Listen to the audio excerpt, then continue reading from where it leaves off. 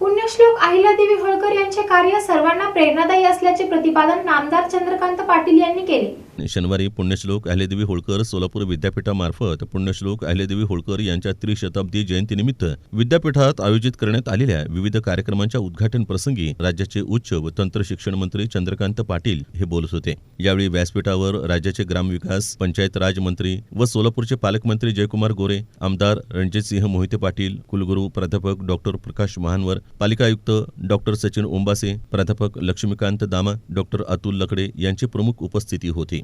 यावेळी पीएम उषा योजनेतून 2 नवीन इमारतींचा पायाभरणी समारंभ तसंच विविध स्पर्धेतील विजेत्या विद्यार्थी कर्मचाऱ्यांचा यावेळी मान्यवरांच्या हस्ते सन्मान करण्यात आला.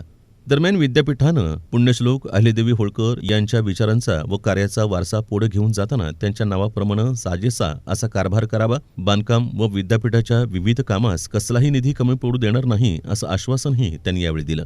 दरम्यान पालकमंत्री जयकुमार गोरे यांनी पुण्यश्लोक अहिल्यादेवी होळकर यांच्या त्रिशताब्दी जयंतीच्या शुभेच्छा देऊन विद्यापीठातील अहिल्यादेवींच्या स्मारकाचं काम 15 जुलैपर्यंत पूर्ण होईल असं त्यांनी सांगितलं. या कार्यक्रमास व्यवस्थापन परिषदेचे सदस्य राजाभाऊ सरवदे, सिनेट सदस्य तथा भाजपच्या शहर अध्यक्ष रोहिणी तडवळकर, जिल्हाध्यक्ष शशिकांत चव्हाण, डॉक्टर बी.पी. रोंगे, गणेश डोंगरे, यतिराज होनमाने, अमोल कारंडे, डॉक्टर केदारनाथ काळवणे, गिरीश कुलकर्णी तसंच विविध प्राधिकरणाचे सदस्य, शिक्षक, अधिकारी, कर्मचारी मोठ्या संख्येनं उपस्थित होते.